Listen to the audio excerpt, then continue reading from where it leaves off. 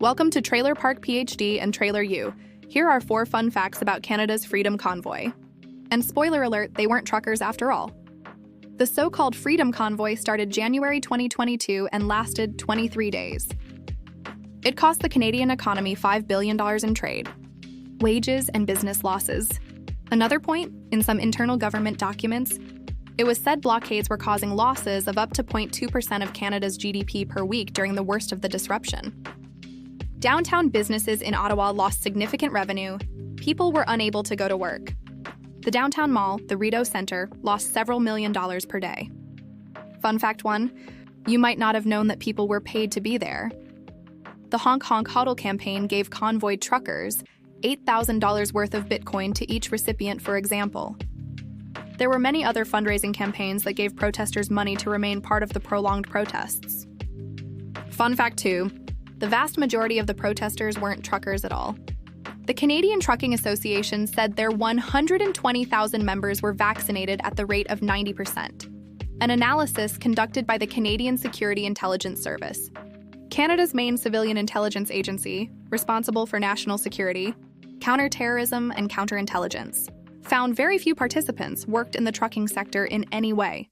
In a report, they said many of the people honking horns, sleeping in trucks and RVs, and using Ottawa's streets and doorways as lavatories had no connection to the trucking business. That's a quote from Dr. Mark Bory, Pierre Poilievre's biographer. Further, there were only 230 actual semi-tractor trailers at the Ottawa protest. Some operators were fired for bringing company vehicles to the protest and ordered to leave. Fun fact 3, the Freedom Convoy received millions of dollars in funding from American billionaires and other wealthy individuals in the U.S. on the Give, Send, Go campaign. Half of the donations came from the USA, with the protest raising $25 million in total. Fun fact 4, Russian television, RT, sent reporters to Ottawa to egg protesters on. Media support and community pages created for the convoy were traced to content farms in Russia and Bangladesh. A group called Freedom Convoy Worldwide with thousands of members was run by a Bulgarian operator. The group solicited donations via PayPal. The Institute for Strategic Dialogue, ISD, found that numerous Facebook groups connected to the Freedom Convoy were run from outside Canada, including from Vietnam, Bangladesh, and India.